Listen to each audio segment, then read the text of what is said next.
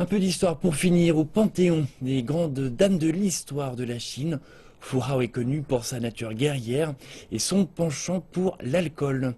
À Beijing, le musée de la capitale rend hommage à cette reine de la dynastie des Shang qui a vécu il y a plus de 3000 ans avec une exposition qui marque le 40e anniversaire de la découverte de son tombeau. Parmi les ruines de la capitale de la dynastie des Shang dans la province du Henan, le tombeau de Fu Hao, mère, reine et générale, symbolise une ère légendaire de l'histoire chinoise. Près de 2000 objets ont été déterrés de son mausolée, parmi lesquels des pièces de jade et de bronze.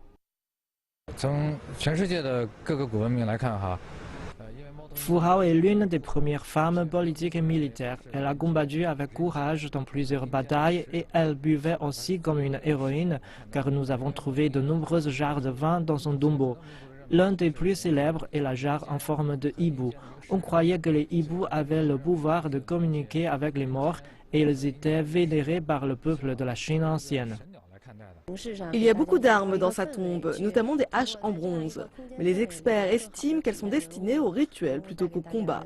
Car durant la dynastie des Shang, la hache en bronze était le symbole du pouvoir et du statut de général. On en compte 4 dans le tombeau de Fu Hao, ce qui le place au second rang parmi les tombeaux de la dynastie des Shang et démontre son rang de général. La collection personnelle de Fu Hao, en particulier les articles de bronze, aide aussi les experts à comprendre la vie du peuple de la dynastie des Shang.